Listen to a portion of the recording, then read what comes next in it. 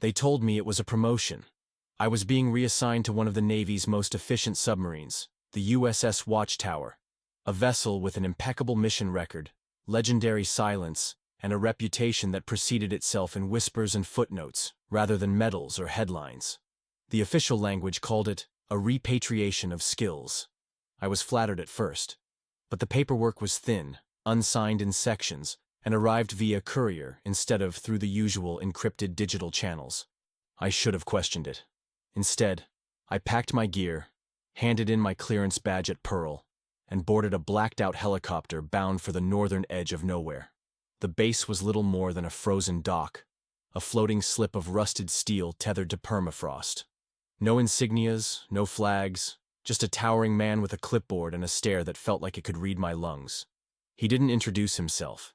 He just said, "You're late," even though I wasn't. I signed my name. He never looked down to check. The first time I saw the Watchtower, I felt something not quite right settle behind my ribs. It wasn't fear, not exactly. The vessel was a leviathan, longer than I expected, darker than the ocean it rested in, almost as if light avoided touching its hull. Its metal skin was so black it seemed to swallow reflections instead of casting them. There was no ceremonial welcome. No officer waiting. A sailor waved me down the gangplank with 2 fingers and a motionless jaw. No one spoke as I descended. Just the cold, the creak of boots on wet steel, and the slow hiss of the hatch sealing behind me. That sound, like something locking from the inside, hasn't left my ears since. Inside, the corridors were immaculate, polished to the point of distortion. Lights hummed at a frequency slightly too low, as if calibrated to discomfort. No dust, no noise, no clutter. I was shown to my berth by a seaman whose name tag had been blacked out with a permanent marker. He didn't explain. He pointed. The bunk above mine was empty, neatly made. No gear, no duffel, no signs of the last occupant. But taped to the wall beside it, just at eye level, was a torn scrap of paper. No greeting, no signature. Just a scribbled line in shaking handwriting. "Don't trust the reflections." I stared at it longer than I meant to. I almost didn't hear the whisper that followed. My name, spoken behind me in a voice identical to my own. When I turned, the hallway was empty. They called us to muster at 2100 hours. The command crew stood aligned like mannequins, expressionless, statuesque, and too quiet. Captain Hirsch was the only one who spoke. His voice didn't match his body. Too soft, too low, too tired. He didn't salute. He just nodded slowly and said, "Welcome aboard the Watchtower. Don't go where you're not supposed to. Log only what you're ordered to log. If you hear anything unusual, ignore it. If you see anything that shouldn't be here, it isn't. Your safety depends on not noticing." He looked at me when he said that last part. Not a glance. He stared, long and deliberate, until I nodded without understanding why. He moved on. I started my first sonar shift that night. The equipment was state-of-the-art, sleek, too intuitive, almost like it didn't need me. The interface had functions I didn't recognize. There were knobs and switches labeled in a shorthand that didn't match standard naval engineering. One dial in particular, the one set dead center, was labeled redundancy, but no one would tell me what it controlled. When I touched it, the display blinked off for a full second before rebooting with a different background. A swirling pattern I couldn't look at for too long without nausea. The officer supervising me, Ensign Bloom, simply turned it back and said, "Don't touch that again." The sonar readings were clean, too clean. No clutter, no drift, no background noise, like we were sailing through a vacuum. But the logs showed history of interference, spiking every night at precisely 0216 hours, listed not as unknown signal, but as non-prioritized reflection. When I asked Bloom about it, he didn't answer. He just handed me a pill bottle labeled stability, mandatory, and said, "Everyone takes one before bed. Don't skip it. Ever." Sleep came shallow and fast. In the dark, I could hear footsteps outside my berth, but they didn't match the pattern of the crew rotations. Once, I counted 12 pairs pacing by in perfect synchrony. We only had 8 on that deck. I heard water running, even though we were hundreds of feet deep. I dreamed of voices repeating coordinates I didn't recognize, over and over, until I woke up with blood running from my nose and the scrap of paper that once hung above the top bunk now lying face down on my chest. The back of it had new writing. "It hears when you dream." I kept quiet after that. I started taking the pills, even though they made my hands tremble and my thoughts muddy. Everyone else moved like ghosts. Routine, mechanical, predictable. But something behind their eyes suggested they were pretending at normalcy. The laughter was forced. Conversations stopped too quickly when I entered a room, and no one mentioned the man I replaced. But I noticed something in the laundry records. His uniform had never been signed out. It was still marked on board. I checked the supply manifest. His boots were gone. Not misplaced, just not there. The strangest moment came on day 3. I passed the viewing porthole by accident, a feature no modern sub should have. But there it was, a round window sealed with double glass, looking out into the abyss. I leaned in, expecting black water, but there was light. Dim, green, pulsing in slow rhythm, far below us. It moved like breath. And for just a moment, I swear I saw something blink. I don't know why I'm recording this. We weren't given personal logs. The computer I found this on was inside a storage closet marked Observation Control, which isn't listed on any map. But I need to get this out, even if no one reads it. Something is wrong on this boat. Everyone knows it. No one will say it. I wasn't promoted. I was sent here because someone wanted me gone, or worse, because something here wanted me brought. Either way, it's too late now. The watchtower doesn't let people go. It only takes replacements. There's a regulation, buried in the older naval manuals, that says every crew reassignment must be accompanied by a status declaration of the prior occupant. KIA, MIA, medical discharge, honorable separation, something. A signature. A finality. It's an administrative formality, but it's a closure we cling to, like a sailor's version of a gravestone. My orders said I was replacing Petty Officer First Class Elijah Carr, sonar technician. But there was no status next to his name. Just a long, unbroken space where a reason should have been, followed by a period and the word, resolved. That word didn't sit right with me. No loss, no explanation, just resolved, as if the system had decided to pretend he never existed and hoped I would too. It wasn't hard to notice that no one mentioned Carr. On the watchtower, silence wasn't a lack of conversation. It was a strategy. When I asked about him on the second day, casually, over rations in the galley, the crew went still. One of them, a mechanic named Hines, dropped his fork onto his tray like he'd been startled by a sudden gust of wind, only there wasn't any wind down here. Another, a radio man called Sutter, simply stared at me for 5 seconds and said, "We don't do that." No one asked what that meant. They didn't have to. But I kept digging, quietly. After hours, I returned to the observation control closet where I'd found the old console. It was disconnected from the network, which was unusual in itself. There, buried beneath log directories and password-locked folders, was a single, unencrypted audio file, titled Elijah Final.wave. It was dated 3 weeks before I came aboard. I shouldn't have played it, but I did. The audio opened with static, dense, layered static like what you hear when a channel is picking up more than one signal. Then his voice. Calm, but with a quiver. "This is Carr," it said. Day 92. Still no official word on the shift anomaly. Still no update on the forward deck incident. Still no reply from command. He paused. A shuffling sound, like he was adjusting his mic. Then quieter. "I think the ship remembers things we forget. Or maybe it never forgets at all. Last night I dreamt I was in the reactor chamber. But I could feel it watching me. I was floating above myself. And I think I wasn't the only one dreaming through my eyes." The audio cut there. No sign-off. Just a breath caught mid-sentence, and a silence that felt unfinished, like a phone call interrupted by someone quietly reaching behind you. After that, I noticed more. Not ghosts, nothing that clear. But fingerprints on the inside of sealed hatches. Condensation where there shouldn't be moisture.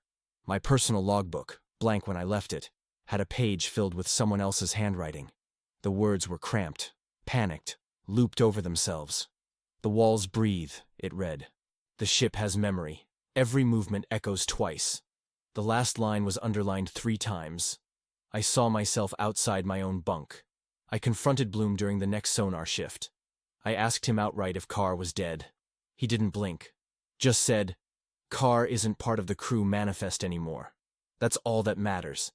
But when I pressed, something in his facade cracked for half a second. His jaw clenched. He looked away, then whispered, "He's not gone. He's misplaced." That word haunted me. Misplaced. Not lost, not dead. Like a sock in a dryer, or a thought on the tip of your tongue. I began checking unused compartments, tracing where Carr might have gone if he were still here, somewhere between the walls and wires.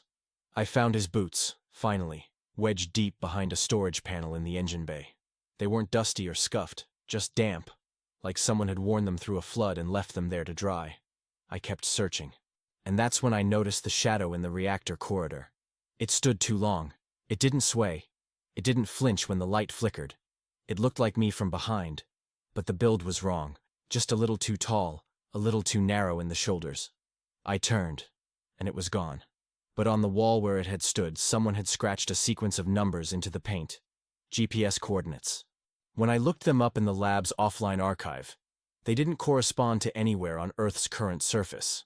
But the historical data, before continental drift, before even human civilization, showed an impact crater in that location, submerged by tectonic shifts.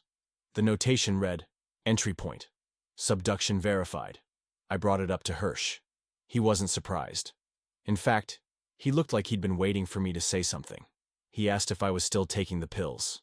I lied and said yes. He nodded and said, "Good. There's no need for you to follow Carr." He didn't explain what that meant, but he placed a folded sheet of paper on my desk before he left. It was a floor plan. The watchtower's full layout, including sections labeled restricted that I'd never seen. One was marked lower drift. It wasn't a room. It was a vertical shaft beneath the reactor chamber, accessible only by code. The code was written beneath in red. Carr's 0310. I waited until 0200. The shift when the ship was at its quietest, when the air itself seemed thinner, and footsteps sounded like echoes of someone walking just ahead of you, even if the hallway was empty. I found the hatch. I used the code. It opened. The ladder descended into dark that seemed too thick for artificial light. The walls narrowed as I climbed, pulsing faintly with warmth like I was crawling through the throat of a sleeping animal. At the bottom was a chamber, round, seamless. The walls had no bolts or seams, just surface like carved bone. And in the center, his duffel, his badge, his voice recorder still blinking with power, and a chair, half-turned, facing the opposite direction. I approached slowly. I touched the back of the chair. It was warm. I walked around it. The chair was empty, but there was an imprint, a perfect human-shaped indentation, like someone had sat there long enough to leave a memory of their weight. The recorder beeped once. A file autoplayed. Carr's voice again, but different now. Detached. Calm. "I see clearly now," it said. "The ship isn't haunted. It's not cursed. It's remembering. And we are echoes of what it chooses to recall. We don't leave the watchtower. We become part of its recollection." Then silence. And as I climbed back up, I swear the steel beneath my boots didn't sound like steel anymore. It sounded like something breathing. There's a sound you come to know when you live underwater. A pressure hum. It's constant, like the breath of a giant creature resting on the ocean floor. It surrounds you, fills your lungs and skull, and becomes so familiar that silence itself starts to sound unnatural. That hum is the boundary between reality and rupture, between the integrity of steel and the rage of the ocean pressing inward, waiting for a crack.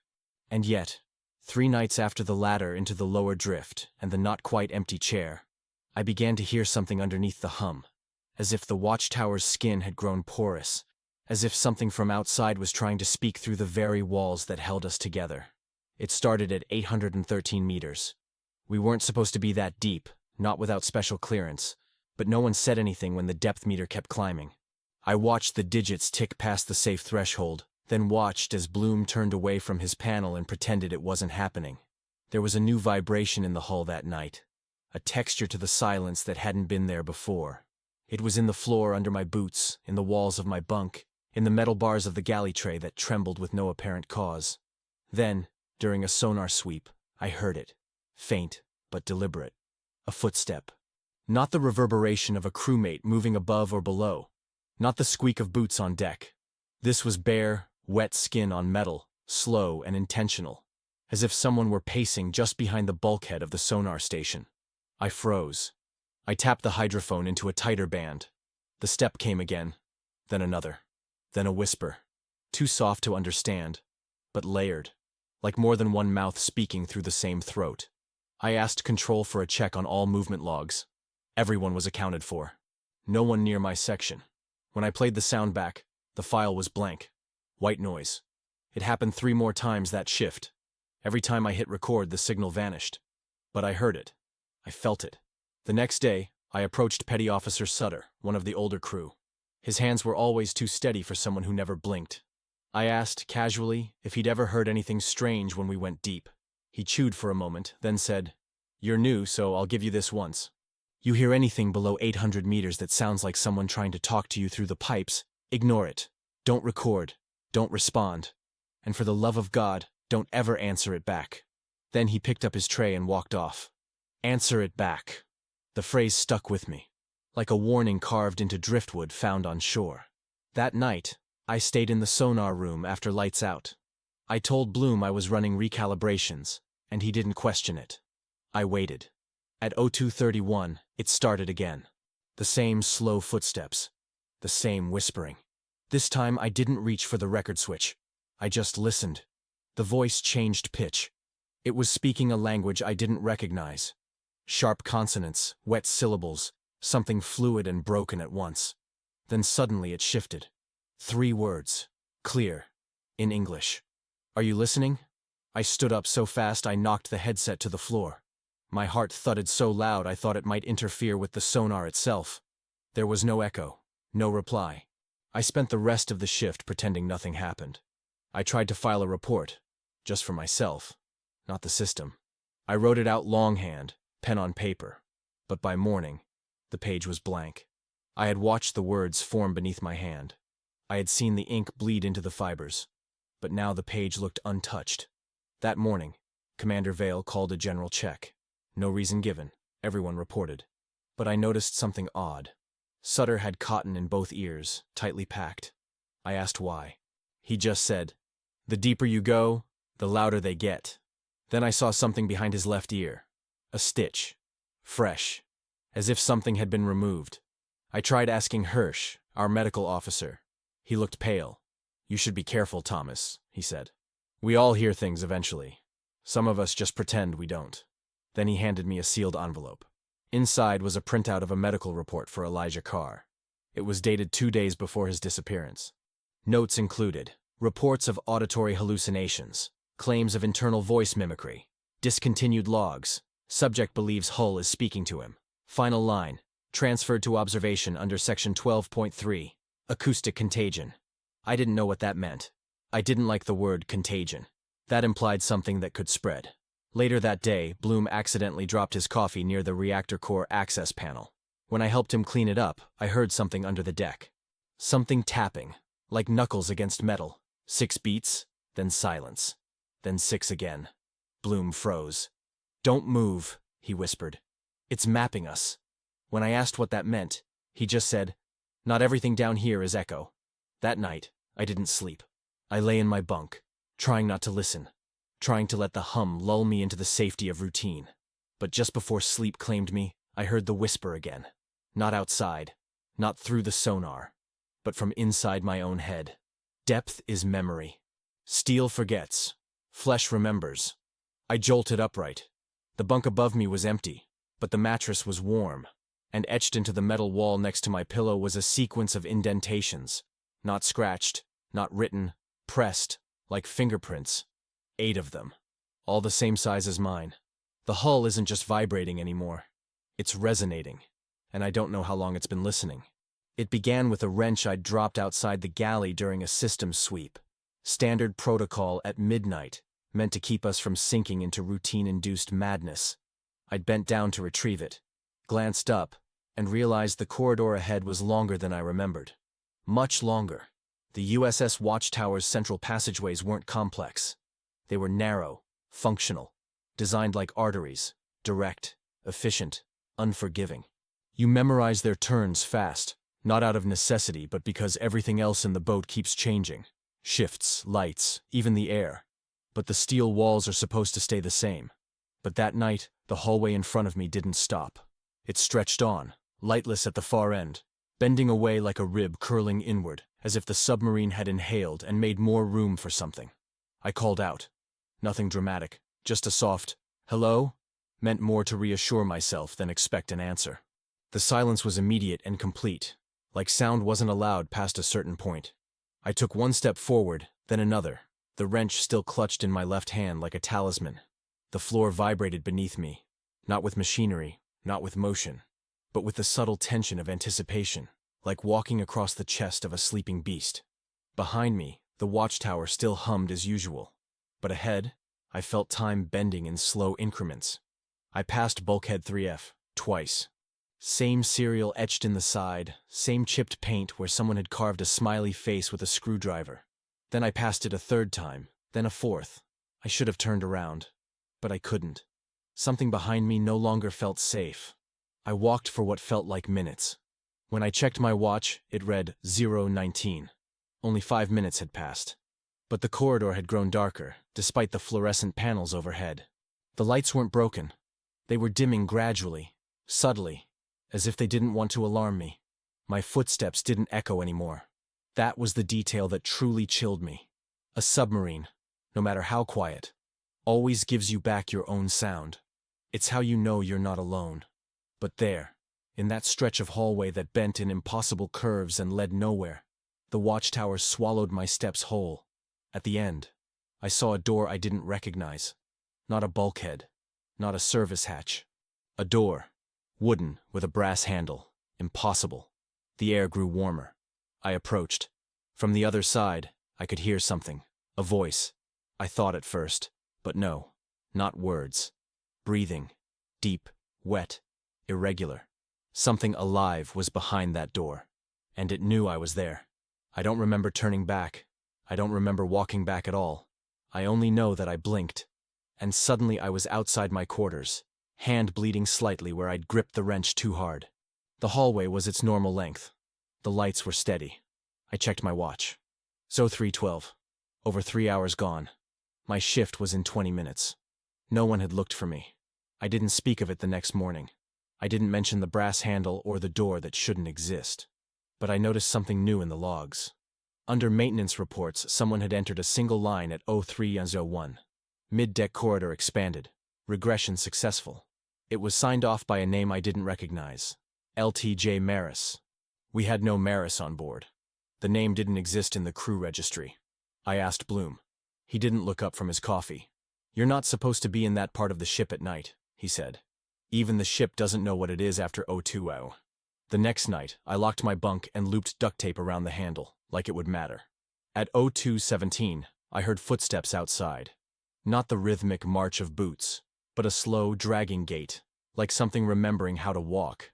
Then a whisper under the door, the same whisper I'd heard near the sonar station days earlier. "We have room now." I kept my eyes shut until morning, and when I finally rose, the wrench was gone. But in its place, on my bunk, lay a brass handle. Cold, unattached to anything. Sitting there like a bookmark in a story the ship was still writing. I wrapped it in cloth and stuffed it in my locker. I haven't touched it since. But the hallway's still longer at night. And every time I walk past 3F, I swear I smell wood varnish. The idea of command was something I respected, maybe even admired, before I stepped foot onto the USS Watchtower. There was a comfort in the chain of command, in the idea that someone higher up had eyes on the whole picture while the rest of us stared through scopes, sonar screens, or silence. But that comfort started to rot the night I woke up and saw Captain Mercer standing beside my bed, still as steel, watching me with eyes that weren't tired, weren't curious, weren't anything but waiting. I didn't move at first. My training kicked in and told me to freeze, to process. Maybe I was dreaming. Maybe I had imagined it.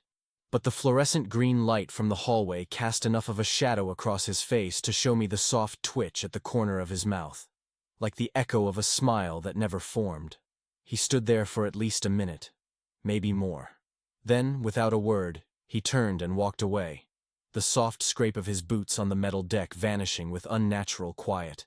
The next morning I convinced myself it hadn't happened. Maybe he was making rounds. Maybe he'd been checking on something. But deep down I already knew. The watchtower didn't need night rounds. Not here, not this deep, and certainly not in the sleeping quarters of a junior sonar technician. Still, I said nothing. I wasn't about to accuse a commanding officer of creeping around like a ghost, and yet, 3 nights later, it happened again. This time, I opened my eyes slowly, careful not to alert him, and saw him closer. Inches from me. His face was impassive, eyes unblinking, hands clasped behind his back. He wasn't studying me like a doctor or a commander. He was matching me. His breath slowed to the same rhythm as mine, as if he were trying to sync with it, inhabit it. I closed my eyes tightly, kept my breathing steady, and waited. A full 5 minutes passed before I felt the temperature in the room change, like a shadow had moved away. Then the click of the hatch. I sat up as soon as the silence returned, heart hammering against my ribs. I checked the corridor. Empty. No footsteps. No echo. Just the stale air of recycled oxygen and the scent of something I hadn't noticed before. Sea salt, sharp and metallic, like open blood in cold water. After that, I started watching him. During command meetings, he was meticulous, efficient, not cruel, not even unkind, but distant, emotionally vacuum-sealed. He never blinked during long conversations, and he never ate in the mess. No one questioned it. No one dared. I asked Soto once, our logistics officer, why no one joked around Mercer like they did with the previous captain. Soto looked me straight in the eye and said, "He doesn't like when you laugh, and we all like breathing." There was something deeper beneath the words. Not fear. Something older, like reverence misplaced. I tried to brush it off again, but then came the 3rd visit. That night, I didn't sleep. I lay still, feigning breath, letting my muscles soften just enough to mimic unconsciousness. And sure enough, around 02:46, the hatch opened with the softest thunk. His steps were weightless. He stood beside me, longer than before. I expected silence again, but instead he leaned closer, and I felt his breath, dry and cold, against my ear.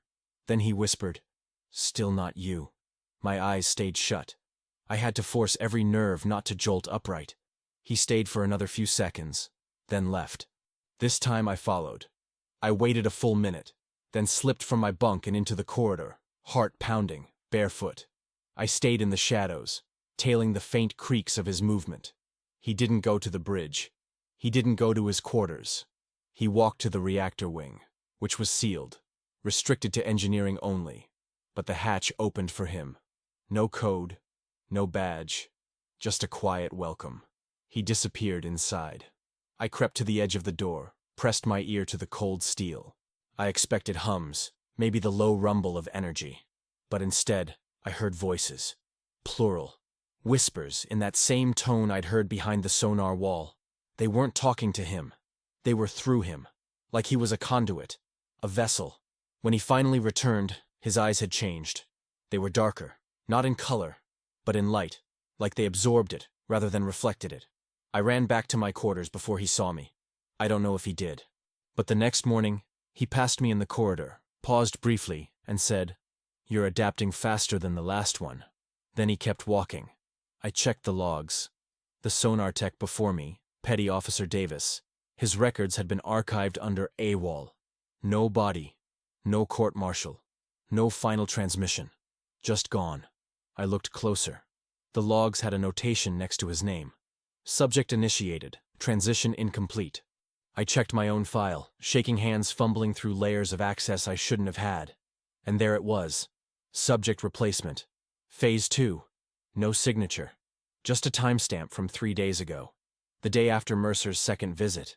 The sleep visits stopped after that. But the dreams started. I see his face in the dream. Not Mercer's now. Mine. Wearing his uniform. Giving orders. And all the others obeying. Not because I'm captain, but because I'm what the ship chose. Because I've stopped resisting. And maybe, just maybe, the watchtower was never meant to surface again. Not because we're lost, but because we're transforming. Command isn't passed down here. It's absorbed. And I think I'm next. There's a hidden layer to every system on the watchtower. Not hidden in the sense of encrypted or buried behind walls of clearance codes, but hidden like mold behind painted walls. Easy to miss until you smell it, then impossible to ignore. It started when I was tasked with reviewing archived sonar pings from the previous week, part of a mundane diagnostic meant to resolve an issue with intermittent static bursts. As I sifted through the directories, I noticed a folder nested beneath layers of old logs, marked simply as Echo 91. It wasn't in the standard format, no timestamps, no author tags, no encryption. Just a flat directory of numbered audio files, each tagged with a date that should have made no sense. March 14th, 1991. April 3rd, 1991. November 22nd, 1991. Over 30 files, each exactly 13 minutes long. I assumed they were misfiles, stray logs from an older vessel mistakenly loaded during a software update. Still, curiosity won. I clicked on the first file. Static at first, then a tone, constant and low, like the resonance of metal under stress. At the 46-second mark, a voice. My voice. Approaching critical. Pressure reads false positive. Holding position until, then a sound like a heartbeat magnified, warping in tempo. Then silence. I stared at the screen for a long time, the cursor blinking, as if daring me to pretend that hadn't just happened. I played the second file. This time it was someone else's voice. Female. Clipped accent. Panicked but trying to control it. Starboard isolation compromised. Lights don't lead anywhere anymore. I thought I saw myself walking the opposite way. Repeat. I thought I saw... Static. Screaming metal. End of file. One by one, I went through them. Men, women, voices overlapping, describing things that sounded eerily similar to what I had been experiencing since boarding the watchtower. Depths beyond mapped ocean. Shadows that walked like men. Rooms that weren't part of any blueprint. But the part that shattered the illusion of coincidence was in file number 17. The voice wasn't just familiar. It was unmistakable. It was Mercer. Not Mercer as I knew him. Younger, less cold, more shaken. This isn't the same watchtower. I know the layout, but it loops. People disappear but leave behind their voices. We tried surfacing. It laughed. No contact. The machine dreams when it's quiet. And at the very end, before it cut off, he whispered, "Do not speak to the one in your sleep. It will wear your skin to get closer." The date? December 7th, 1991. My hands were sweating. I opened the system logs and tracked the creation date of the folder. That's when my stomach turned. It was created 12 hours ago, on my shift, and the access log showed only one user had opened it. Me. No one else had touched it. I backed out of the directory and tried to copy the files onto a secured drive. Access denied. I tried again. Denied. Then the folder disappeared altogether. Gone. No trace. Like it had never been there. But the sound still echoed in my ears. That slow, rhythmic pulse. Like something breathing through the hull. The next day, I approached our systems analyst, Petty Officer Graves, under the pretense of asking about corrupted archive redundancies. I kept my voice casual, but her face changed before I even finished the question. She looked around, then whispered, "You found it, didn't you? The 91s. I didn't respond. She nodded anyway. "Don't chase them. Don't dig further. That folder comes back every time we get close to something we shouldn't." I asked her what she meant. She leaned closer. "It's not from this boat. It's from the other watchtower, the one that didn't come back." She wouldn't explain. Just walked away, wiping her ID from the console like she hadn't been there. That night I had a dream, except it didn't feel like one. I was in the sonar room listening to an open channel, Channel 7, the one from the warning in the missing man's bunk. The sound was clearer now, not static, not ocean noise. It was speech, but layered, distorted, like every voice that had ever passed through the boat had been merged into one speaker. It said my name. Then, "You are file 32. I woke up with blood dripping from my nose and a high-pitched whine in my ears. My bunk had been disturbed. The sheets crumpled like someone had lain beside me. On the wall, just above my head, written in grease pencil, were 3 numbers. 03 06 91. A date that hadn't appeared in the folder. Not yet. I spent the next 2 days trying to convince myself I was unraveling mentally. Stress, claustrophobia, a trick of the mind. But that rationale died when I ran into Chief Radioman Doyle, a man not prone to stories or speculation. I found him alone in the mess, staring at the wall where the mounted mission plaques hung. They scrubbed a mission, he said softly. Early 90s. Different watchtower. Came back with no one inside. Crew list was erased. Boat was recommissioned under the same name. Same shell, different thing. He turned to me. You ever notice how this boat doesn't creak like it should? That's not because it's quiet. It's because it's listening. I asked him why no one talks about this. He looked me in the eye and replied, because it's safer when you pretend you're the first to experience it. After that, I stopped trying to retrieve the ghost log, but it didn't stop coming back. Every time I used the sonar interface, a faint tab labeled Echo 91 would flash for a half second, then vanish, like it wanted me to know it was still there, still watching.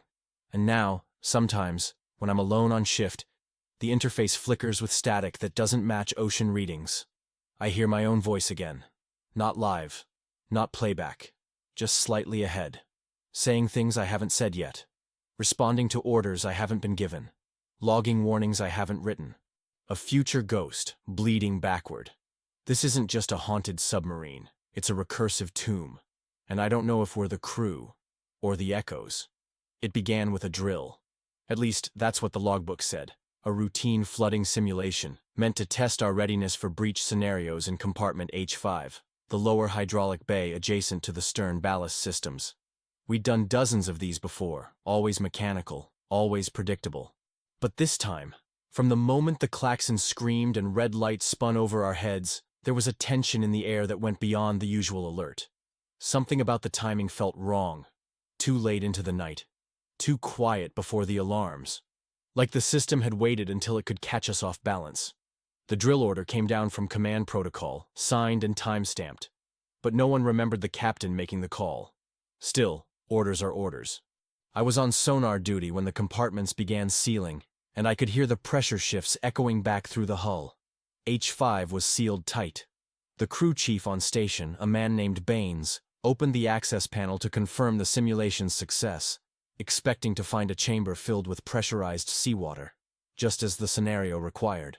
But instead, what he found was nothing. No water. No hiss of pressure equalizing. Just a thick, absolute darkness, like the space behind the hatch had stopped obeying physical rules. He stood there for too long, didn't say a word, just stared in. I was called to the corridor outside to assist with logs, clipboard in hand, when I saw him still frozen, his face pale, mouth slightly open. One of the ensigns touched his shoulder, and he flinched violently, recoiling from the open compartment like he'd been burned. "Close it," he whispered. "Shut it now." But instead of obeying, the hatch slowly sealed itself. No manual override. No servo signal. Just shut. The interface blinked twice and displayed a message I've never seen on Naval UI. Cycle complete. Integrity reserved. After that, Baines stopped speaking. Not just about the event. He stopped speaking altogether. The medics said there was no stroke, no trauma, no damage to the throat or brain. But he wouldn't write, wouldn't nod, wouldn't blink on command. He just sat in his bunk, eyes wide, silent. They moved him to medical and posted a guard. Not for his safety, for ours. I tried to check the internal cameras from the day of the drill, feed from all compartments records to the black box during simulations. But the footage for compartment H5 was gone. Not corrupted. Gone.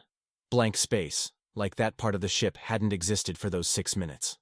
I confronted Engineering Officer Resnick, a woman who'd been on the watchtower longer than most. Her expression went flat the moment I mentioned H5. "Don't go near it again," she said, without even waiting for the question. "That room isn't part of the vessel anymore." I asked her what she meant. She walked to the corner of the room, pulled a printed schematic of the watchtower from a drawer, one of the old physical ones, yellowed at the corners, and pointed at the stern. There was no H5, no hydraulic bay. In the place it should have been, someone had handwritten, "Void, unaccounted." I asked if it was a design change. She shook her head. "It's always been there, and it hasn't. That's the problem." That night, I snuck down to the access corridor. I needed to know if I'd imagined it. The hatch was still there, still marked H5, still sealed. But now, faintly, it vibrated. Not like pressure, like breath. Rhythmic. Inhale. Pause. Exhale. I pressed my hand to the metal. It was warm. Not with engine heat, but body heat. Then I heard it. A soft splash. Then another. Then, something brushing against the other side, like fingers dragging across metal. I staggered back and left without logging the incident.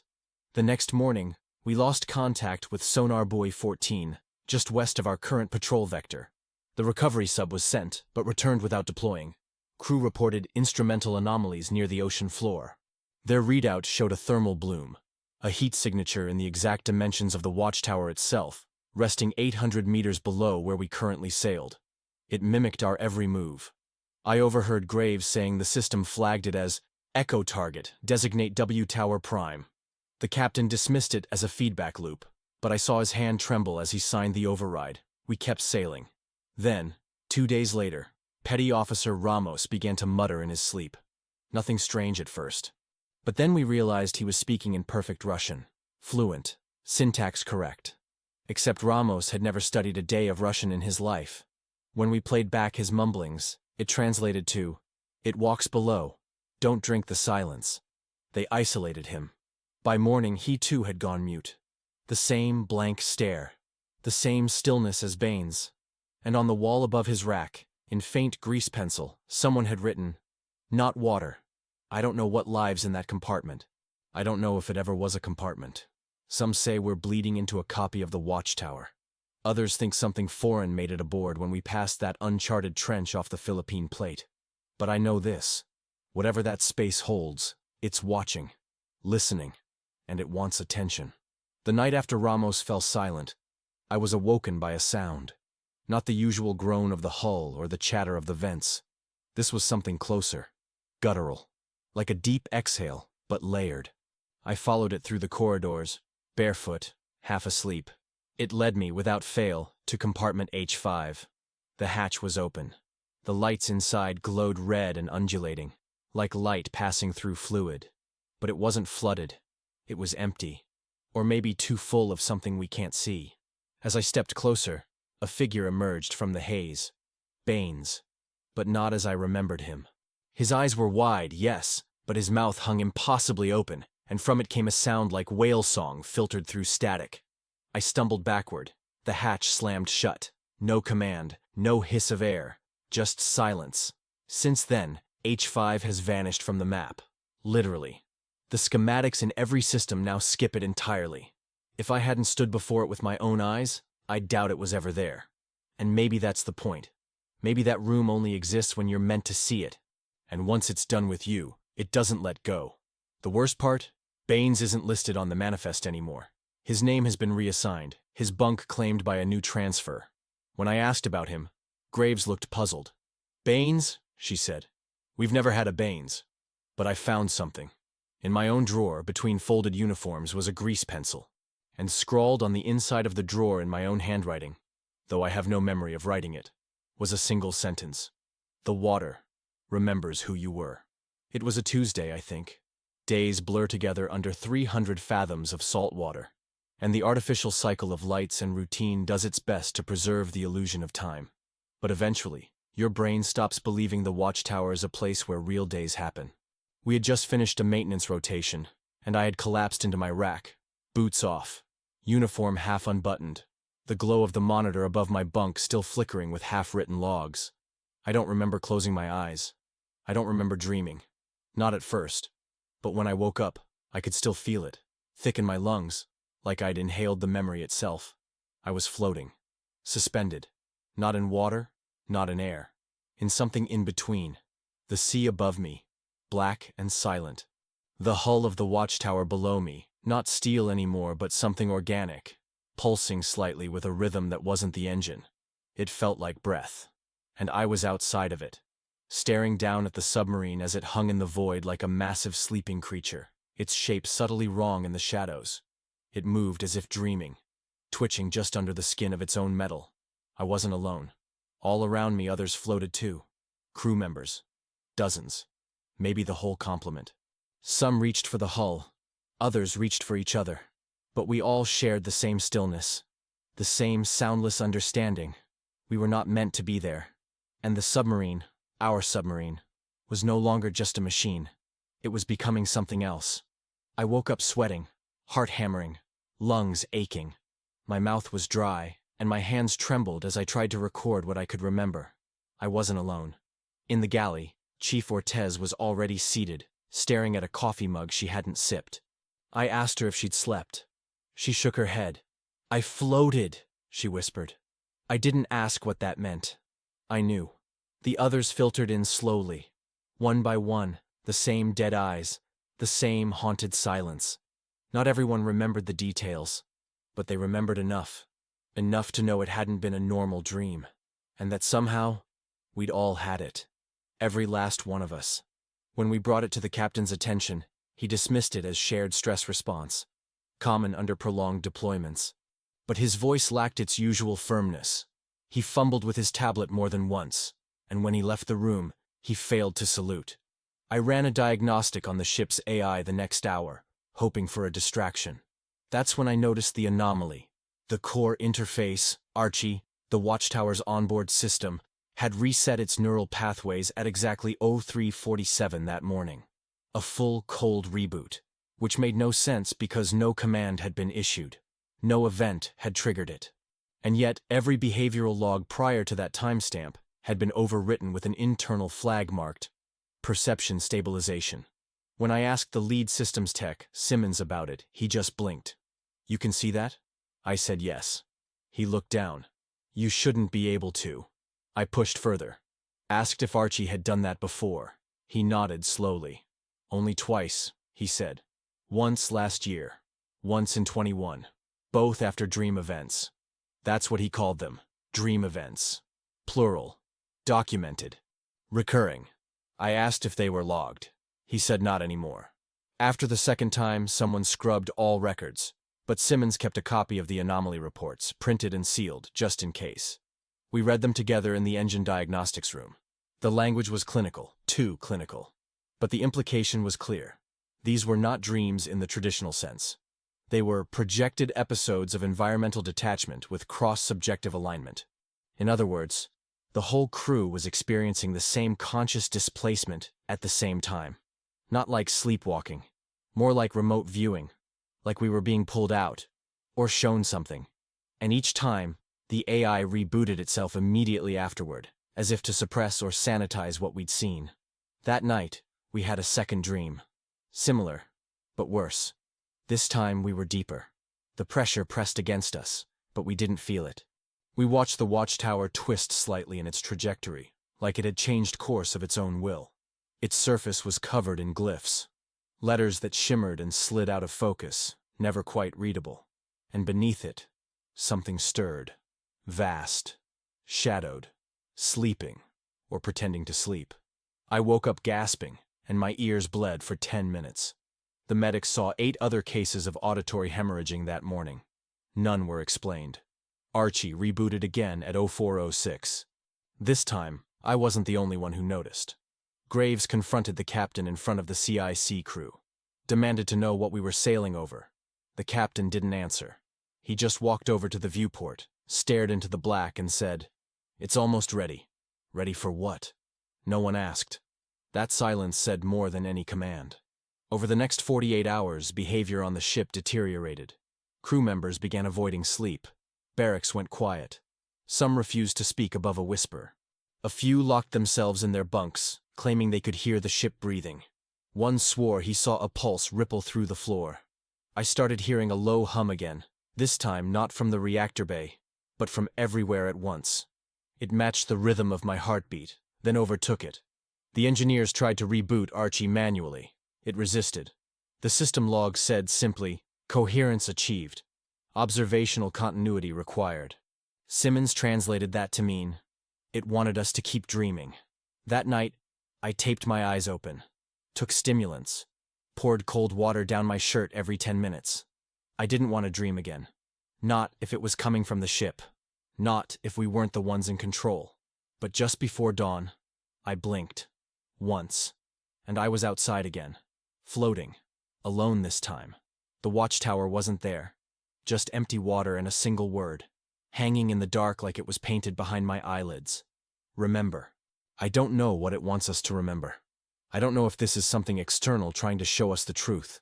or the watchtower itself evolving into something capable of thought, of memory, of desire. But I know the dreams aren't done. We're being taught something, slowly, through pressure, through silence, through shared hallucination.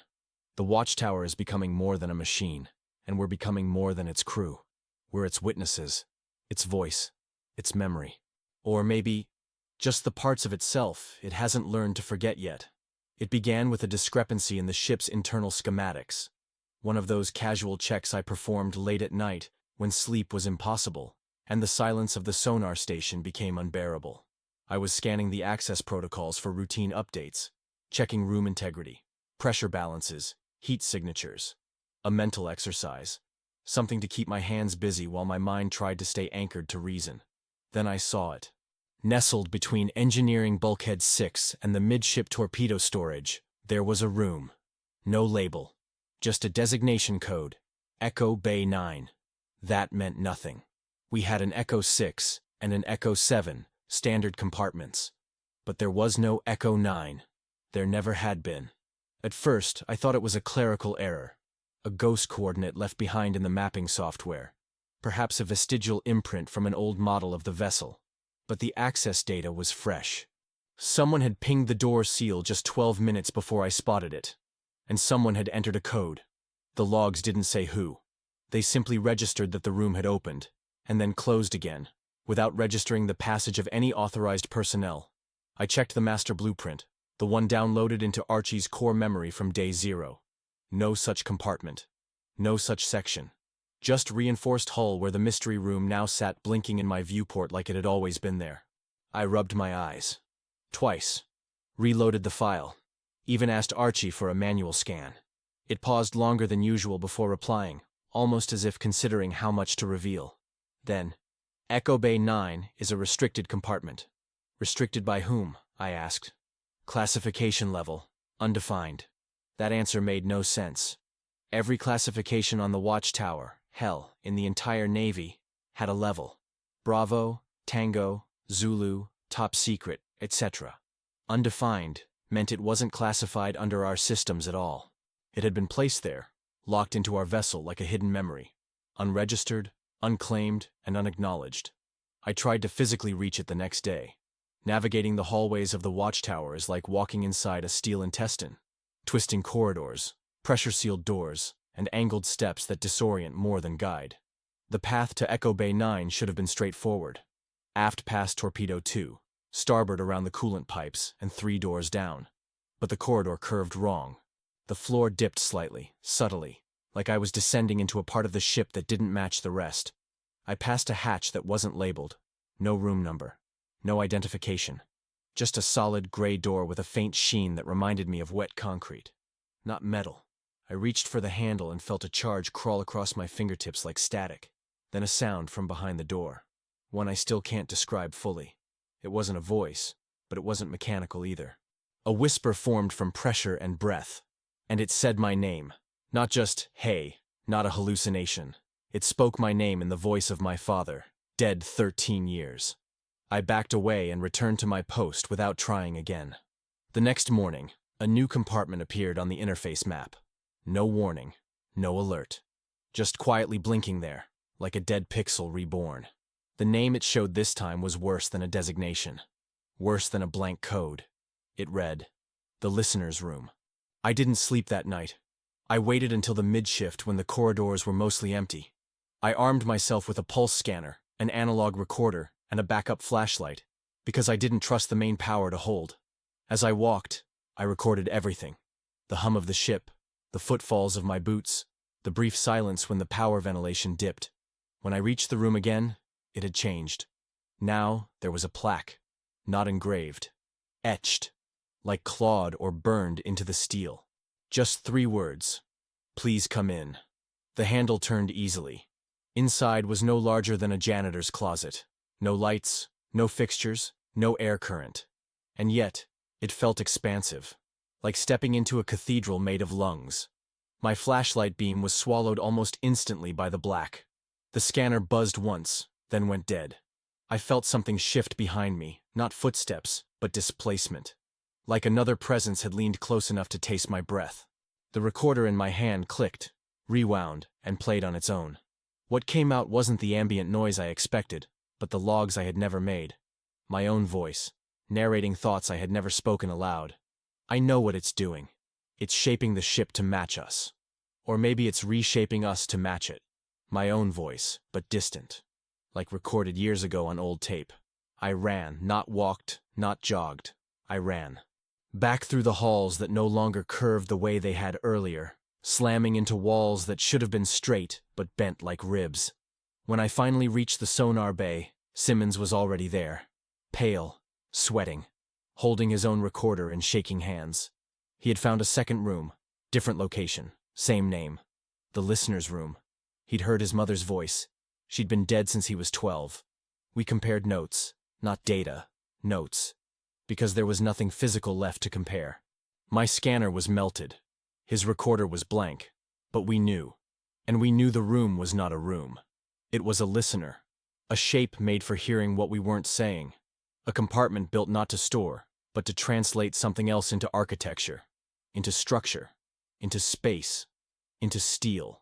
Since then, more rooms have appeared. A hallway that dead ends into mirrors. A stairwell that descends despite the ship being horizontal. A door labeled, "For when you're ready." Each one calls to a different member of the crew. Not all respond, but those who do, change.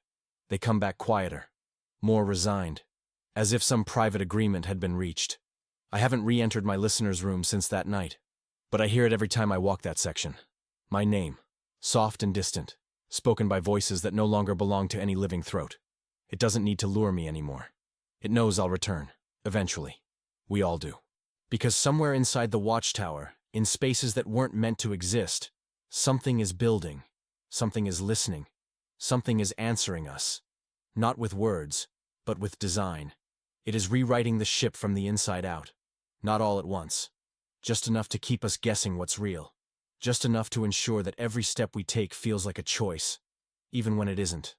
We were halfway through our second unlogged patrol when the messages started.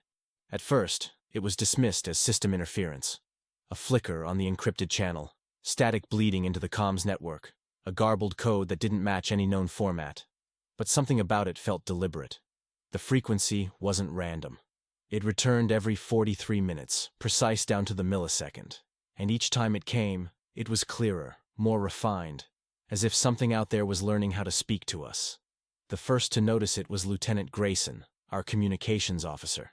He brought it to the XO during our shift rotation, a trace log printed in his trembling hand. "It's an obsolete encryption," he said, almost whispering. "It matches the NATO Echo cipher from 1983, but the header identifies it as internal." That made everyone pause. Internal. As in, coming from inside the USS Watchtower. No one wanted to believe that. Our systems weren't designed to broadcast to ourselves. Messages entered from the top. From Fleet Command, satellite relays, classified deep-sea towers, not from within our own hull. And yet, here it was. A command stream with targeting vectors, depth adjustments, and time-stamped mission objectives, issued from nowhere. Captain Morrow, who had spent the last 3 weeks oscillating between rigid decorum and episodes of silent, twitching focus, didn't question the message. He read it, nodded, and began issuing orders to the crew as if they were protocol. When someone asked him for confirmation, he responded with something none of us had heard him say before. "We are not the highest authority on this vessel." It was then that I realized something had shifted in the hierarchy, not just in command structure, but in belief. The crew stopped questioning directives. The sonar team, which usually reviewed navigational changes for anomalies, stopped cross-verifying. The engineers executed recalibrations without diagnostic checks. We moved blindly toward coordinates no one recognized, diving deeper and veering from our initial patrol route. There was a hollow compliance in the air, like every man had accepted that orders, wherever they came from, were inevitable. That resistance was just another form of error. And yet, I kept listening. I monitored the channel even when off duty, kept a personal log, compared timestamps, patterns, tone. That's when I saw it. The voice embedded in the encrypted bursts, synthesized at first, chopped and metallic, began to smooth out. It wasn't human, but it was trying to be. Mimicking rhythm, structure, cadence. Then, On the fourth day of untraceable orders, it said my name. Not a rank, not a designation. My name. First and last. Spoken between coordinates and mission details like an afterthought. Like it was testing if I would react. I didn't report that. I should have. But something primal kept me silent. I needed to know more. I needed to know if it would say it again. The watchtower moved into uncharted waters, colder and denser than any registered ocean layer, yet our instruments showed nothing unusual. When I asked Grayson if anyone else had heard the voice say my name, he stared blankly and asked, "What voice?" I replayed the last transmission. Nothing. Just coordinates and mission detail. No name. No deviation. It had edited itself. Cleaned the record. As if it knew I would check. As if it wanted me to question myself. 3 days later, the orders changed tone. No longer strategic. No longer navigational. They became ritualistic. We were told to shut down external sensors. Told to black out interior logs. Told to isolate compartments and deactivate cameras in key sectors of the ship. The captain obeyed each time. No debate. When Ensign Miles asked for clarification, the captain had him reassigned to a janitorial sweep detail. That night, Miles disappeared.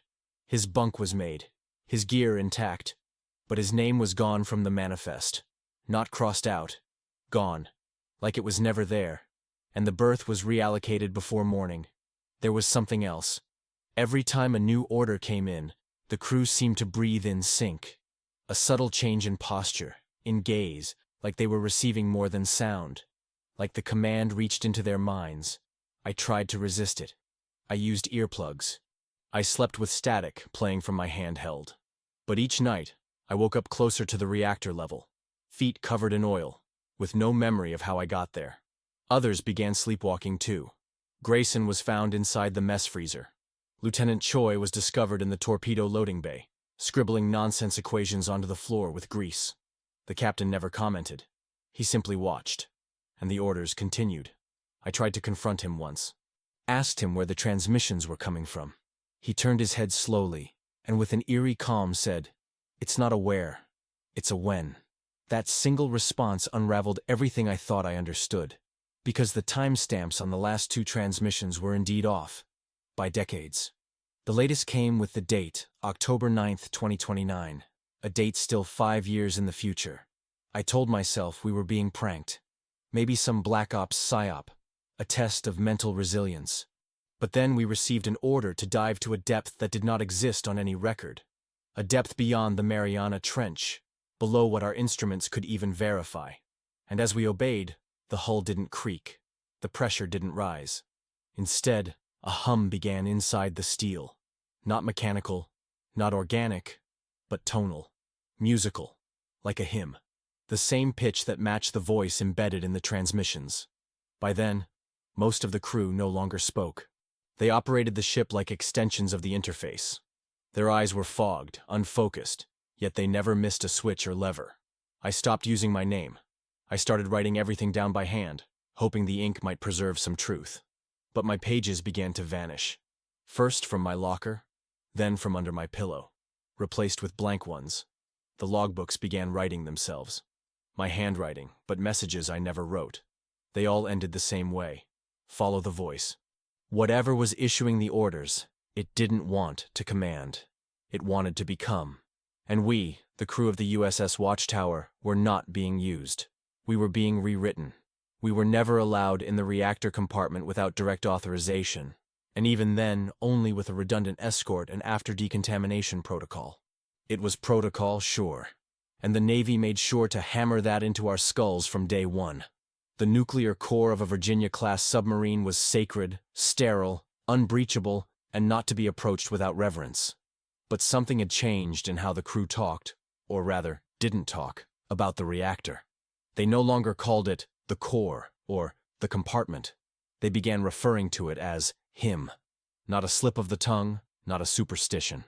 A pronoun, deliberate, shared in whispers and glances, with the same tone you'd use to describe someone standing in the room behind you.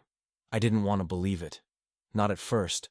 But the deeper we went and the longer the watchtower drifted in this uncharted abyss beneath mapped trench floors and tectonic logic, the more I felt it too.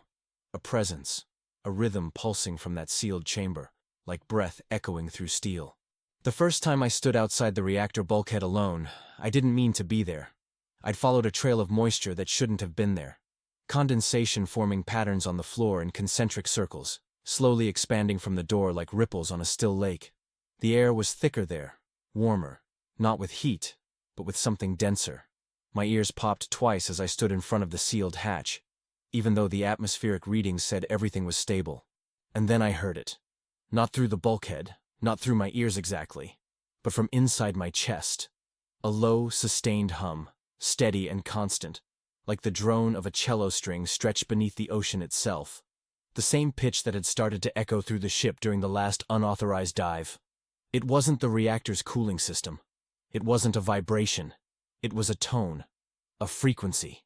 And the moment I acknowledged it in my mind, the hum shifted, just slightly, as if it had noticed me. After that, I started tracking the hum. It wasn't always audible, but when it was, I logged it. Time, duration, intensity. What I found terrified me. The tone corresponded with emotional spikes in the crew. When Ensign Teller broke down crying during a failed systems diagnostic, the hum spiked. When two engineers got into a quiet but fierce argument about missing toolkits, the hum throbbed in sync with their raised voices. It wasn't just reacting to stress. It was feeding on it, mirroring it, maybe even amplifying it. I began to wonder if we were inside a machine at all, or if we were inside something that had learned to mimic one. The idea was absurd. I knew it. But then the dreams started. Every night, without fail, I dreamt of the reactor. Not in images, not really, but in impressions. I'd be suspended in darkness, weightless, surrounded by metal veins pulsing with pale light. I could feel the heat of the core not as fire, but as memory. And within that, a voice, the same voice from the encrypted orders, would murmur things I didn't understand, or perhaps wasn't meant to. "You are near," it said once, "but not you." And another time, "The pattern is incomplete. The vessel is not whole." I woke up sweating, sometimes bleeding from the nose, once with a black smear on my palms that wouldn't wash off until morning. The medical officer said I was overworked, but his eyes never met mine, and his hand shook as he scribbled the prescription. The crew began to act stranger with each passing day. They hovered closer to the reactor bulkhead even when they had no reason to be near it. Maintenance schedules were adjusted subtly to include more frequent checks on unrelated components around the core. The humming became louder, persistent. One night, I found Lieutenant Brennan pressed against the bulkhead, hands flat on the cold steel, eyes closed, murmuring something over and over.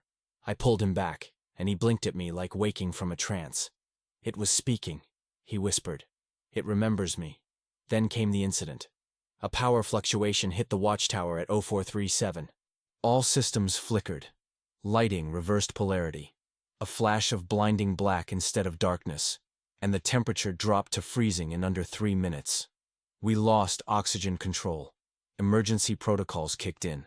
Every indicator screamed reactor breach, but there was no radiation leak. Nothing at all. Just a system panic without cause. But when the ship stabilized, we found Ensign Devereaux inside the reactor control chamber, which had remained sealed to everyone else. No one knew how she had entered. Her ID showed no access clearance. Her face was calm, serene even, but her eyes had turned completely white. Not from blindness, but from something else. Her pupils had vanished. She kept repeating one phrase, "He has turned his face toward us." She never recovered. After that, no one questioned the hum anymore. No one dared.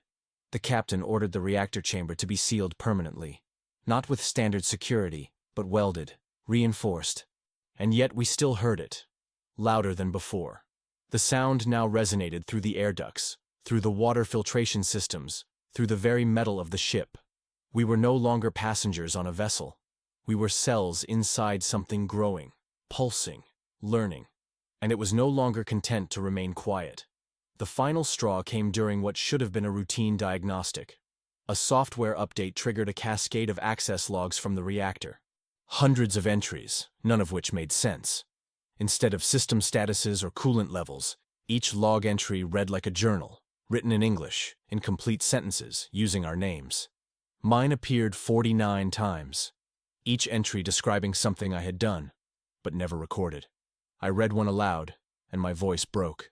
He stood at the bulkhead and asked if it was awake. It was, and he knew it. Another. The false silence has ended. The whisper will become word. I tried to show them to Grayson, but the logs were gone, replaced by empty diagnostics. The system now listed the reactor as organic non-classified power entity, clearance rejected. None of us had ever seen that classification. None of us wanted to admit what it meant. Now, when I walk the length of the submarine, I can feel the pulse of the reactor through my boots. Not vibration, not heat, but intent. It's listening, remembering, calculating. And the crew no longer treats it as a machine. They refer to it as the heart, not metaphorically, as a literal entity, a beating intelligence buried in steel and uranium, woven into our systems like a parasite or a god. Whatever the watchtower was built for, it no longer matters. Because the reactor, him, is becoming something else. And we are not watching it. We are being watched. It was 02:47 when I stepped into the mess hall. The kind of hour that shouldn't exist on a submarine. When everything is suspended between yesterday and tomorrow. When the hum of the ship seems louder and your own breath feels like an intrusion. The overhead lights buzzed faintly, half of them flickering in their tired sockets like they too wanted sleep. I had been awake too long, chasing some fractured thread in the back of my mind. A feeling I couldn't shake since the incident with the reactor logs.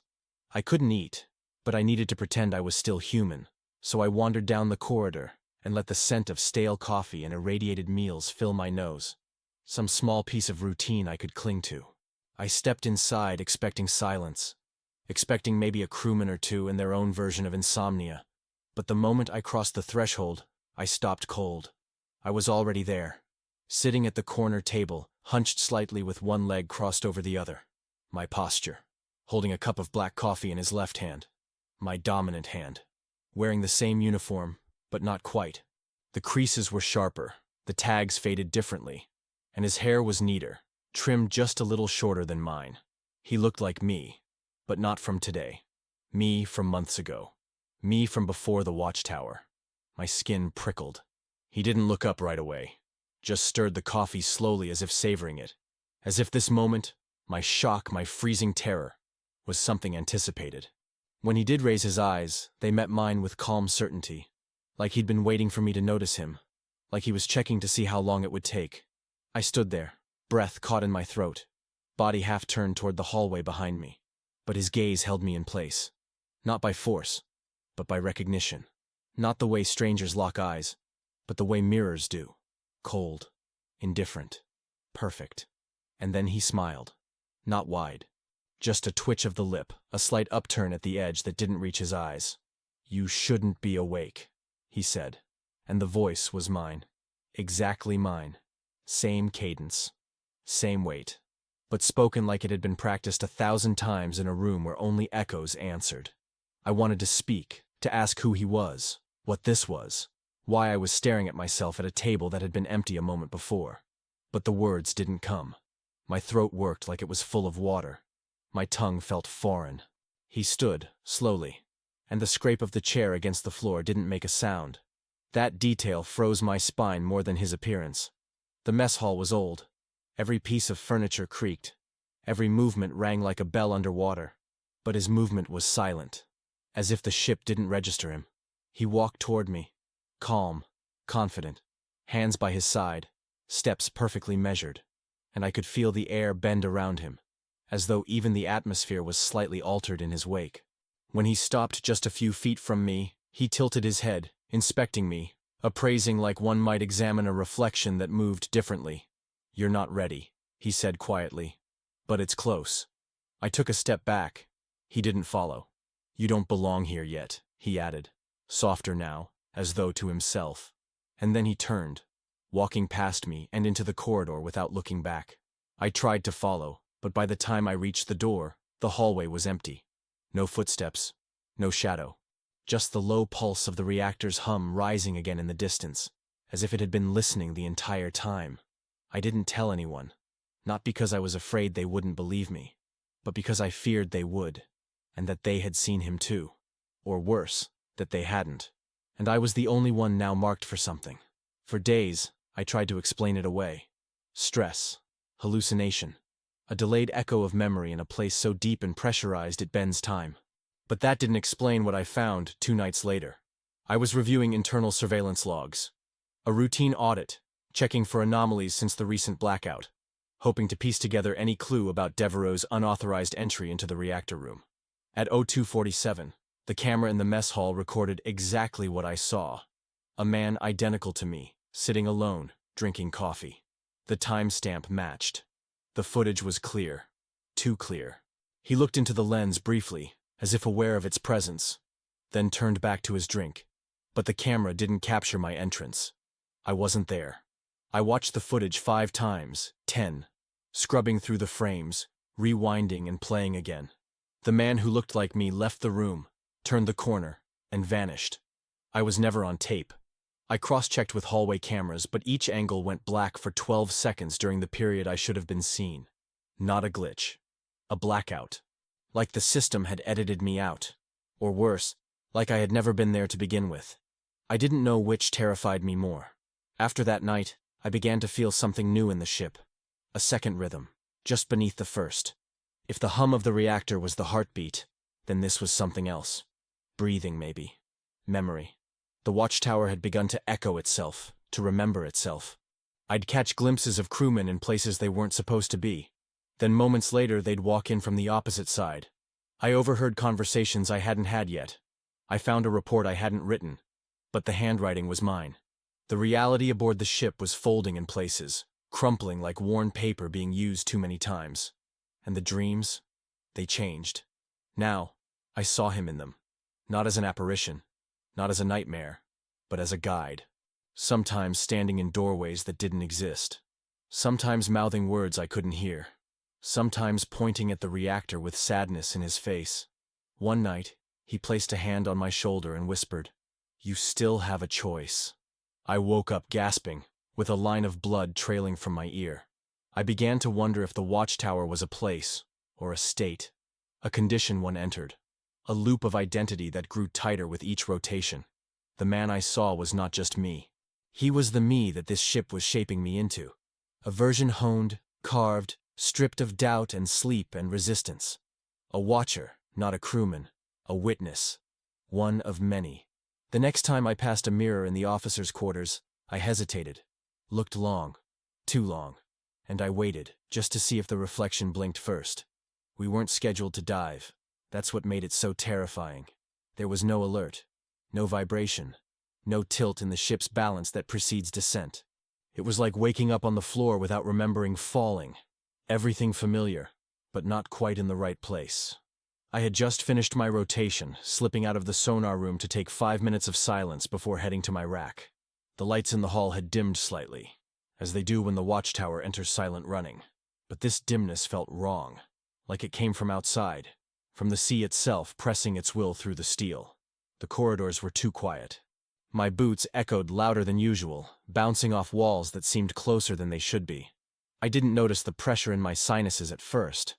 A gentle squeeze, like the early sign of a nosebleed, until I turned the corner and saw the emergency depth gauge display flickering by the auxiliary hatch.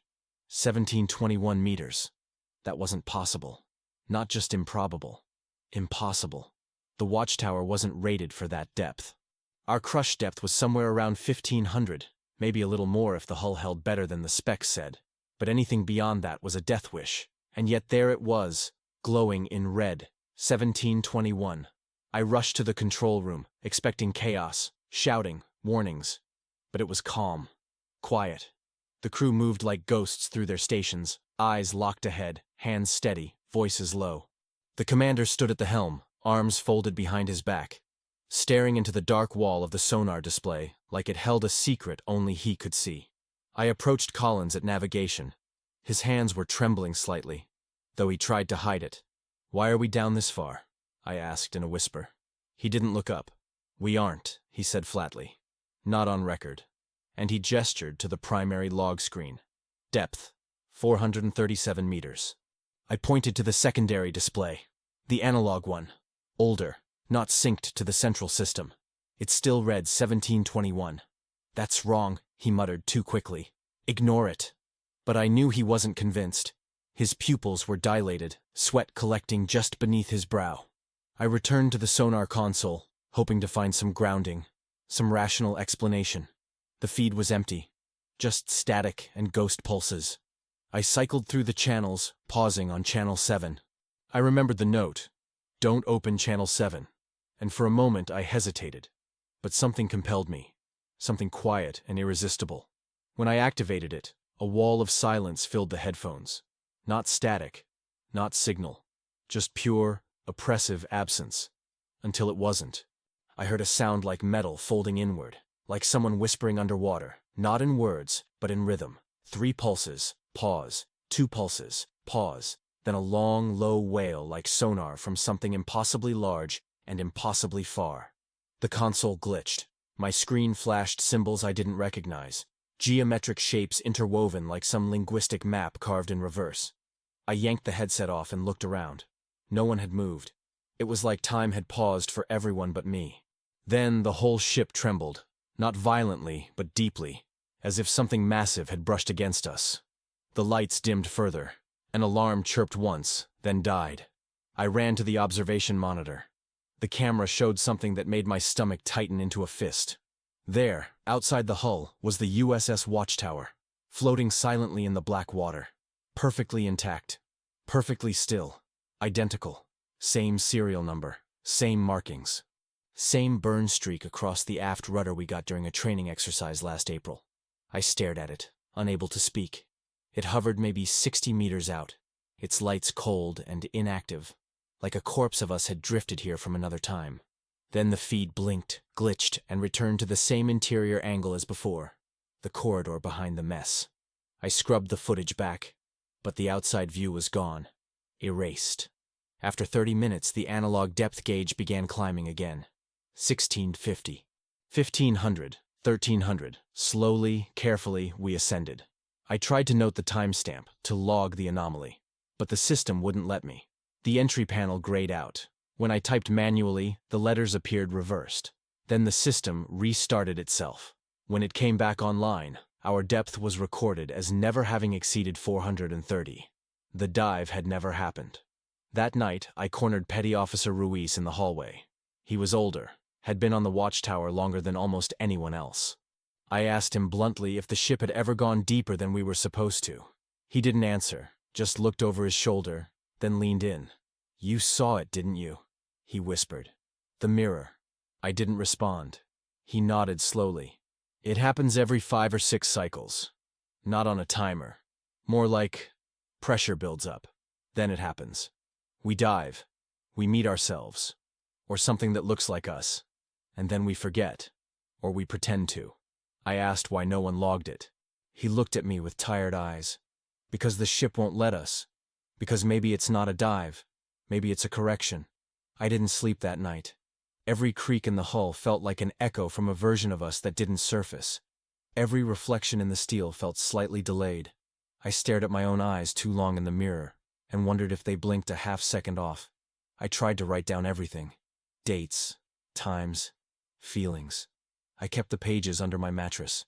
The next morning, they were blank. The ink had vanished, but the paper was still creased, still smelled faintly of the graphite, as if the thoughts had been extracted, not erased. The crew pretended nothing had happened. They resumed drills. They played cards. They told jokes without smiling.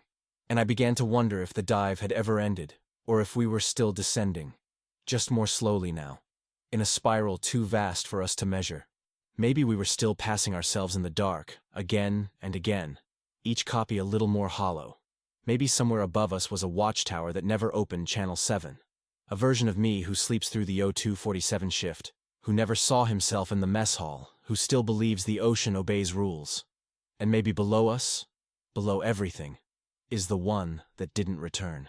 It began with a scar I didn't remember getting. Just beneath the edge of my rib cage, left side, about 4 inches long, like a surgical incision that had mostly healed but not cleanly.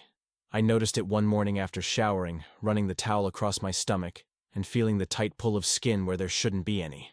I stood in front of the mirror, confused. I traced it with my fingers. It was old, pale, familiar in texture, but not in origin. No procedure. No accident. Nothing in my records. And when I asked the medical officer, he shrugged and said I must have forgotten. "You've been under stress," he added, before turning to log another crewman's report. But I hadn't forgotten. It was never there. Not until the night after the dive. That's when the other fragments began to surface. Small things at first. Like a name I knew without knowing how. Harris.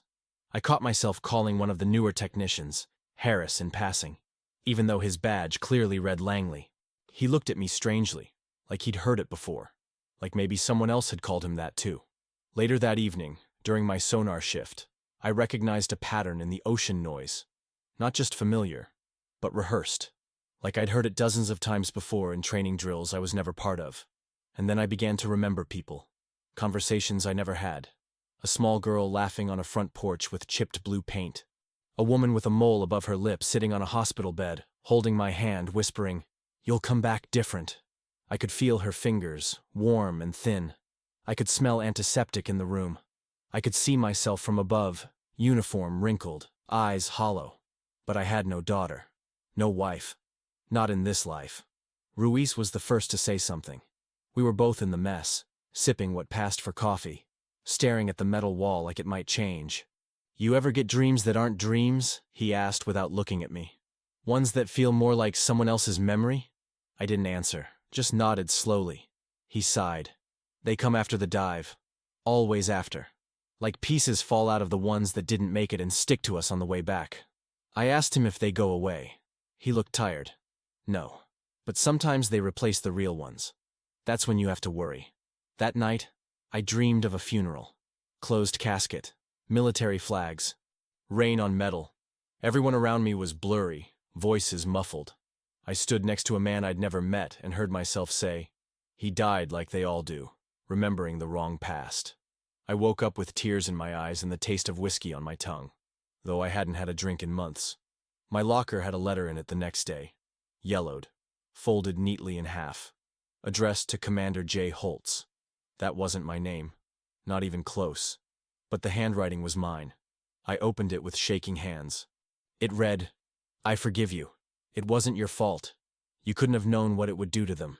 The handwriting matched the note I found weeks ago in the empty bunk of the man I'd replaced, the one that warned me about Channel 7. It was unmistakable. Same curves, same slant. I compared them side by side in the storage room, heart hammering in my chest.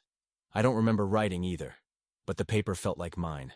The memories of writing them were just out of reach, like shadows behind a frosted window.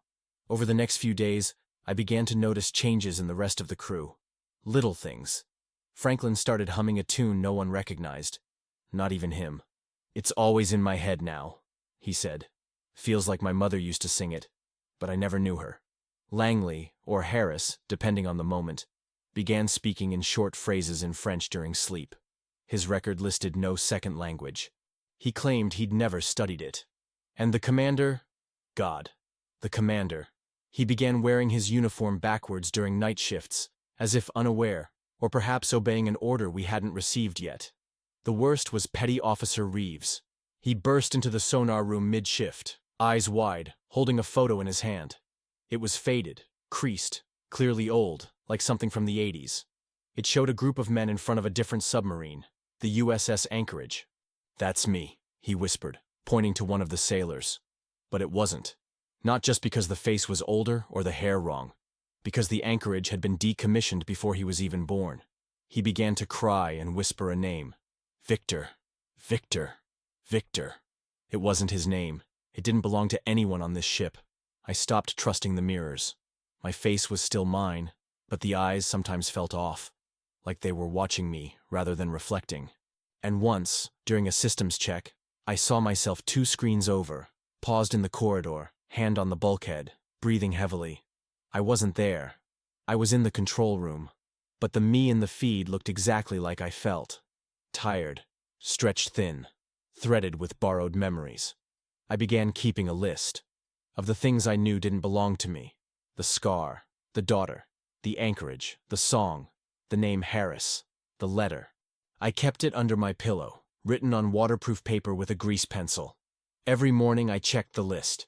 Every morning it was longer, and one morning it was gone. replaced with a different sheet. Same handwriting, same paper. But the list had names I didn't know, events I couldn't recall. A date at the top, June 17th, 2006. The day I was supposedly born, though I'm 34. Or at least I was. I tried to check the personnel database for verification, but my profile came back blank. Not restricted, not classified, just empty, like I had been purged or never uploaded. Even my bunk had a different nameplate that morning, J. Holtz.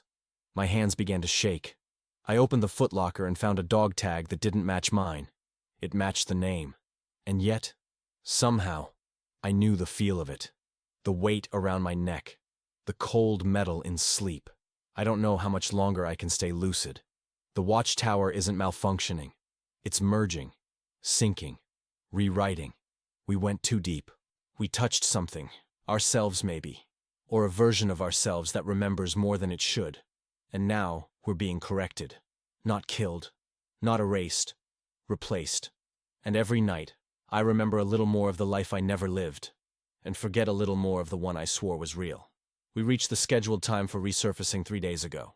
It was supposed to be a routine ascent, coordinate confirmation, ballast adjustment, engine assistance if needed. The same sequence that had been repeated countless times across decades of patrols. We had followed every protocol. Every system ran nominally. Every crew member was in position. And yet, when the command to rise was entered into the interface, the system replied with a single word that none of us had ever seen returned: refused. Not error, not denied, not unavailable. Simply refused. At first, the technicians believed it was a glitch. A syntax mistake, maybe a miscommunication in the control logic or some corrupted flag in the reactor's logic unit. But multiple attempts yielded the same response.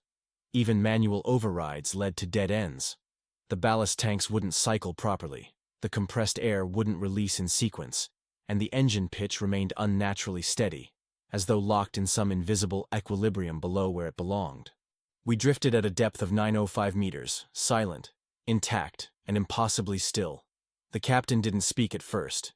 He stood over the command interface, staring at the glowing rejection as if waiting for it to change its mind. He ordered every deck to recheck connections, scrub logs, validate diagnostics. We ran simulations, checked fallback backups. The nuclear core was healthy. The oxygen recyclers ran clean. Water purification, temperature regulation, even the food stock. Everything operated as if nothing were wrong. The submarine was functional, just unwilling.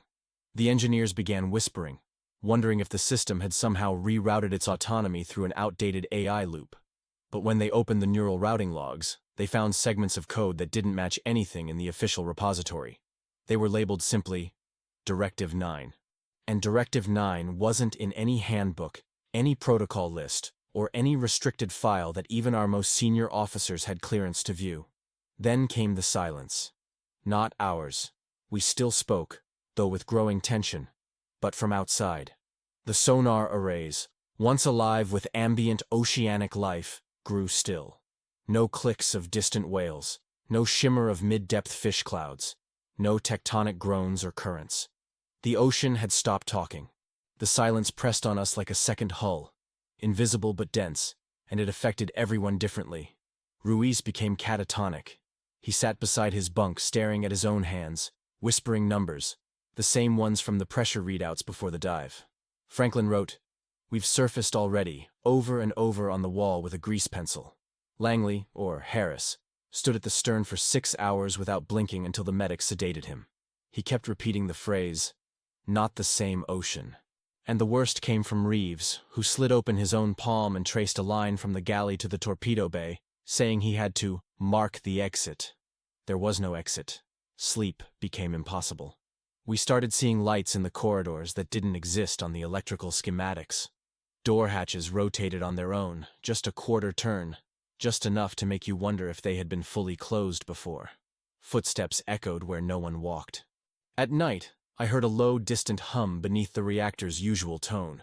A deeper vibration, almost organic, pulsing like a second heartbeat under the ship. I asked one of the propulsion techs if they'd felt it.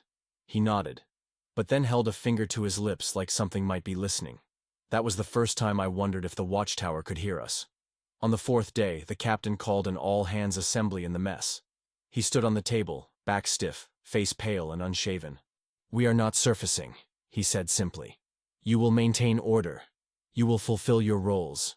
Do not attempt manual override. Do not touch the emergency buoys. Do not attempt to contact outside stations.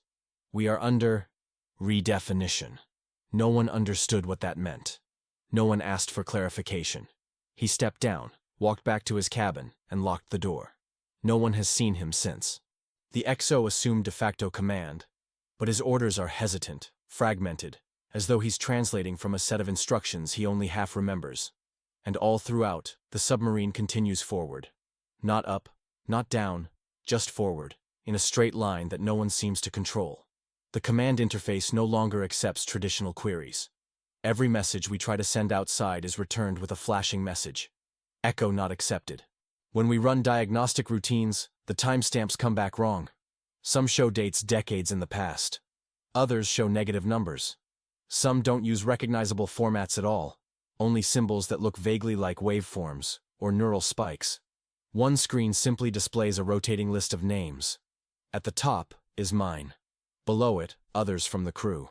Then names we don't recognize. As if the system is building a roster. Or a lineage. I took a data tablet down to the reactor compartment last night. I wanted to see if I could manually access the primary coolant cycle, force a shutdown, trigger a breach, force a response that might reset the ship. But as I approached the main interface, the humming changed. It grew softer, warmer, like it knew what I was trying to do. The screen blinked to life on its own, showing me a live feed, not of the reactor, but of the mess hall, where I saw myself standing alone. The me on the screen turned to look at the camera and mouthed something I couldn't hear. I stepped back. The image vanished. The reactor interface cleared, and the system displayed a single sentence. "You are where you belong." I no longer think this is a failure. I don't think this is a mechanical issue, or a navigational error, or even a mutiny by the ship's artificial systems. I think the watchtower has decided something. Maybe it has learned. Maybe it has evolved. Maybe it has remembered. And in doing so, it no longer recognizes the surface as its home. Or perhaps it recognizes us as not yet ready.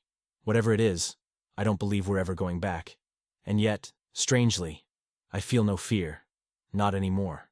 There's a peace that has settled into my chest, like I've finally stopped fighting against a tide I didn't know I was drowning in.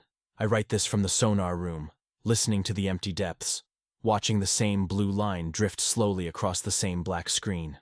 But sometimes it shifts, just a little, and I see a pulse, not from outside, but from within. A new signal, familiar, growing, like a voice about to speak its first word.